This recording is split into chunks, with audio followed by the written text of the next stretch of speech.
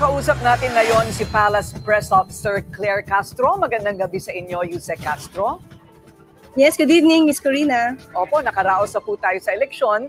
May mga nagsasabi po na ang resulta ng midterm elections ay nagpapakita ng protest vote. Mainly because yung composition po ng senatorial, I guess, laban sa pagkaka-aresto daw ang protesta kay dating Pangulong Rodrigo Duterte. Ano po ang masasabi ninyo rito?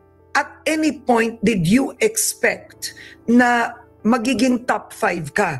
Kasi nung una kitang nakapanayam, sinabi mo nga na posibleng malaglag ka, na hindi ka manalo, pero kabaliktaran na ang nangyari. Yes, sabi ko nga, I base my predictions on the surveys. Nakita ko noon, medyo mababa tayo, nag-start tayo. At number 13, dandahan umangat hanggang finally nasa number 13 tayo ngayon. Nag-expect ako in the sense na naniniwala ako dun sa survey ng Pulse Asia, nagsasabi na yung statistical ranking ko is at 2 to 4. 2 to 4. So, in-expect ko na dyan tayo maglalanding. At si Senator Bongo naman, alam naman natin na runaway number 1 na siya in the recent surveys prior to elections. So nag-expect na ako talaga na gano'n ang mangyayari. Okay, now you defined your win in the top 5 as a protest vote. Pag-usapan natin yun. Para sa iyo, what do the results of the election convey? It conveys the sentiment of the Filipino people. Sabi ko nga, yung biglang pag-angat namin sa ranking, kami ni Senator Bongo, it came with a heavy cost. At ang cost na yun ay yung freedom ni Pangulong Duterte.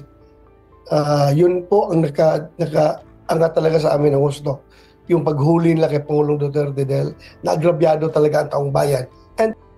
Kung sino man po ang nagpapakalat ng mga ganyang klaseng mensahe ay hindi na po dapat nating pinapansin at hindi dapat natin pinaniniwalaan.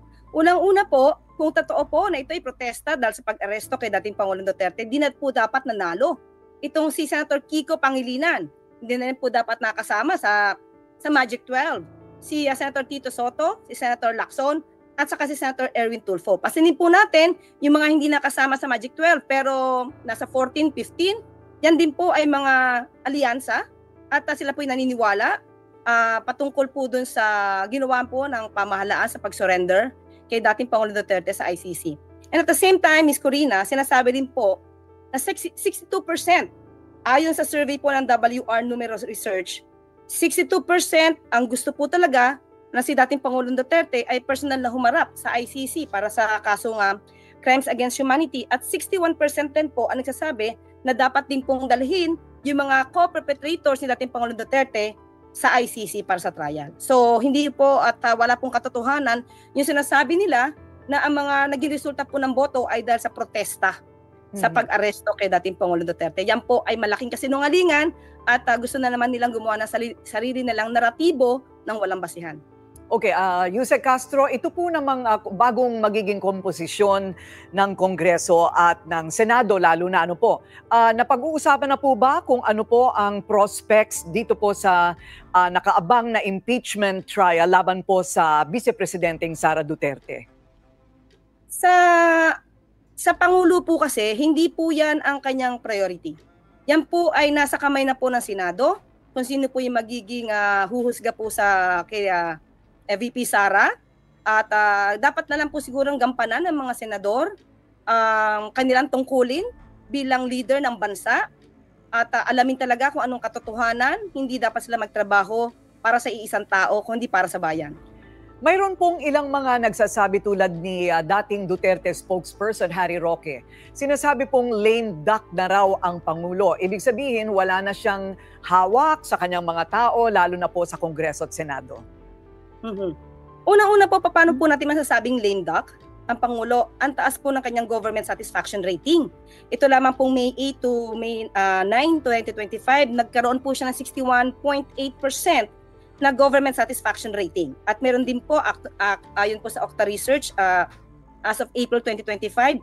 Siya po ang tinatawag pa rin na most trusted government official. Paano masasabi na lame duck ang ating Pangulo? Dahil puro naman trabaho ang ating Pangulo.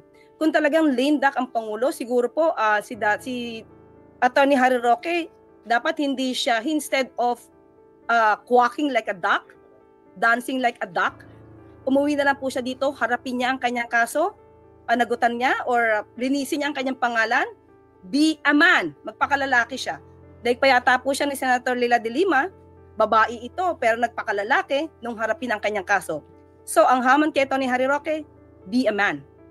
Ayan, okay. Tungkol naman po sa kulay, uso pa po ba sa palagay ninyo ang mga political colors? Halimbawa, sinasabi yung usap-usapan na ang maaaring senaryo sa 2028 ay pink versus green daw ang magiging labanan. Ang aga pa po yan, kapapanalo lang po ng iba mga tinatawag nila mga kakamping, yung iba po ay PBBM, iba po ay Pro Duterte. Sa ngayon po, wala po tayo naiisip niyan, pati po ang Pangulo, dahil ang lais lang po ng Pangulo, kahit ano pong kulay, magsama-sama po ang lahat para po matugunan kung ano man po ang magiging problema pa nakakaharapin ng ating bansa at ng taong bayan. Ang nais naman po talaga ng Pangulo ay magkaisa, wag na po sana natin na masiraan ng Pangulo at ang gobyerno, lalo-lalo na po kung maganda naman po ang adhikain at plano at mga programa ng pamahalaan para sa taong bayan. Sabi nga natin, iwasan po natin ang maging obstructionist. Welcome po ang mga oppositionist. Bakit? Kailangan po madinig ng Pangulo at ng gobyerno kung ano po yung mga suggestion nila para sa taong bayan. Pero kung ang plano lamang po nila ay manira nang wala man lang basihan, kundi sirain lamang ang programa ng Pangulo at ng gobyerno, wag po sila maging gano'n dahil lalabanan po natin sila. Maraming salamat po sa inyo, si Palace Press Officer Yusek Claire Castro para po sa inyong oras. Thank you. Salamat, Ms. Corina.